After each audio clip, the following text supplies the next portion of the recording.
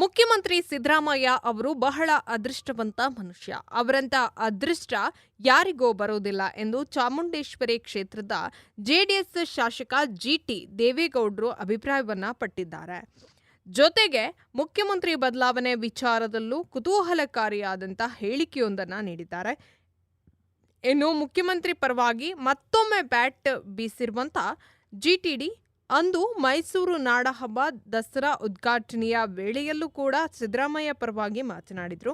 ಜಿಟಿಡಿ ಹೇಳಿಕೆಯನ್ನ ಕೇಂದ್ರ ಸಚಿವ ಎಚ್.ಡಿ. ಕುಮಾರಸ್ವಾಮಿ ಆದಿಯಾಗಿ ಬಿಜೆಪಿ ನಾಯಕರು ಕೂಡ ಲೇವಡಿಯನ್ನ ಮಾಡಿದರು.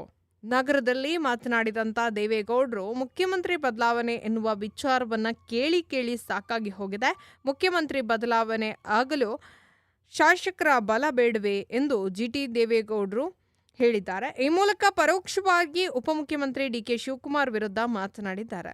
ಇನ್ನು ಮುಖ್ಯಮಂತ್ರಿ ಮತ್ತು ಕೆಪಿಸಿಸಿ ಅಧ್ಯಕ್ಷರ ಬದಲಾವಣೆಯ ಕುರಿತಂತೆ ಕಾಂಗ್ರೆಸ್ನಲ್ಲಿ ಬಹಳಷ್ಟು ಬದಲಾವಣೆಗಳು ನಡೀತಾ ಇವೆ. ರಾಜ್ಯ ಗೃಹ ಸಚಿವ ಡಾಕ್ಟರ್ ಜಿ ಪರಮೇಶ್ವರ್ ಅವರು ದೆಹಲಿಯಲ್ಲಿ ಕೆಸಿ ವೇಣುಗೋಪಾಲ್ ಅವರನ್ನ ಭೇಟಿ ಮಾಡಿದ್ದಾರೆ. ಆದರೆ ಭೇಟಿಯ ವೇಳೆ ನಡೆದಂಥ ಮಾತುಕತೆಯನ್ನು ಗುಟ್ಟಾಗಿ ಇಟ್ಟಿದ್ದಾರೆ.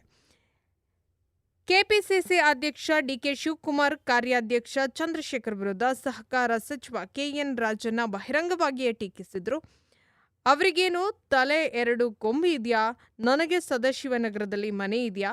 ಎಐಸಿಸಿ ಹೆಸರು ದುರ್ಬಳಕೆ ಮಾಡಿಕೊಳ್ಳುವುದನ್ನು ನಿಲ್ಲಿಸಿ ಎಂದೆಲ್ಲ ಹೇಳಿದರು.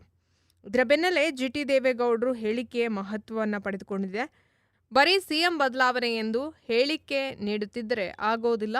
ಎಲ್ಲರಿಗೂ ಈ ಮಾತನ್ನ ಕೇಳಿ ಬೇಸರವಾಗಿ ಹೋಗಿದೆ. ಮುಖ್ಯಮಂತ್ರಿ ಆಗಲು 10 ಶಾಸಕರ ಬೆಂಬಲವಿದ್ರೆ ಸಾಲೋದಿಲ್ಲ ಎಂದು ಜಿಟಿ ದೇವೇಗೌಡರು ಹೇಳಿದ್ದಾರೆ.